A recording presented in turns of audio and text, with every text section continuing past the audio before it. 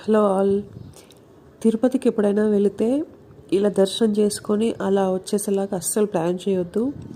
ఎందుకంటే నేను first time వెళ్ళినప్పుడు యాక్చువల్గా ఇలా వెళ్ళి దర్శనం చేసుకొని వచ్చేసాను అనమాట. అప్పుడు ఏం అర్థం కాలేదు అసలు.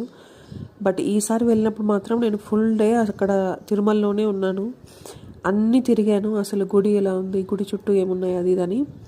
ఎస్పెషల్లీ ఈవినింగ్ టైంలో మాడ వీధుల్లో అసలు జనం అంతా అక్కడ చేరుతారు. సో తర్వాత మేము దర్శనం చేసుకుని బయటకు వచ్చేటప్పుడు ఏనుగులు వెళ్తున్నాయి అనమాట లోపలికి. సో మేము చూసి ఆహా, తిరుమల వెంకటేశ్వర స్వామి ఏనుగులను చూసే లక్కీ దొరికింది ఛాన్స్ అనుకున్నాము. అక్కడ కనుక్కుంటే వాళ్ళు ఏం చెప్పారంటే ఈవినింగ్ ఏనుగుల పైన వెంకటేశ్వర స్వామిని ఊరేగిస్తారు అని చెప్పారనమాట. సో మేము ఇంకా ఈవినింగ్ మాడవీధుల్లో కూర్చొని అసలు చూసాము ఆ ఊరేగింపు. ముందు ఏనుగులు అవి వెనకాల పల్లకి అవి వెళ్తుంటే చూస్తే ఎంత ప్రశాంతంగా ఉందంటే అసలు చాలా బాగుంది. అది అస్సలు మిస్ అవ్వకూడదు. తిరుపతి వెళ్ళినప్పుడు అది రియలైజ్ అయ్యాను నేను. సో వాళ్ళు దేవుని అంతా తిప్పిన తర్వాత నేను ఇక్కడ దగ్గరలో చూశాను యాక్చువల్గా ముందు. అండ్ తర్వాత ఇక్కడ మాడవీధుల్లో కూడా ఇలా ముందు దీపాలతో చూసి చూడండి ఇక్కడ ఇలా చూపిస్తున్నారు కదా, సడన్గా దేవుడిని ఇటు జనాల వైపు తిప్పుతారనమాట అందరూ చూడడానికని. అప్పుడు అసలు అందరూ ఒకేసారి గోవిందా గోవిందా అని అంటే అసలు గూస్ బంప్స్ వచ్చినట్టు అయిపోయింది నాకైతే. అంత బాగుంది అసలు మాడవీధుల్లో. అసలు ఆ వైబే వేరు.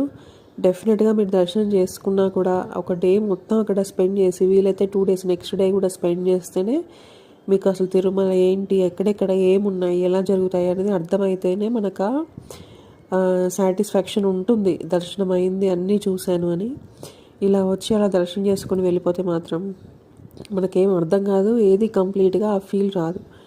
సో మీరు ఎప్పుడు వెళ్ళినా కూడా ప్రశాంతంగా కొంచెం టైం స్పెండ్ చేసేలాగే వెళ్ళండి. అప్పుడే మీరు స్వామివారిది అన్నీ చూడడానికి మనకి టైం దొరుకుతుంది, సాటిస్ఫాక్షన్ వస్తుంది. ఓకే, చూడండి ఇప్పుడు ఆ దేవుణ్ణి జనాల వైపు తిప్పుతారు.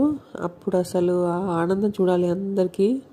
అసలు చాలా అద్భుతంగా ఉంది, మంచి ఎక్స్పీరియన్స్ అసలు.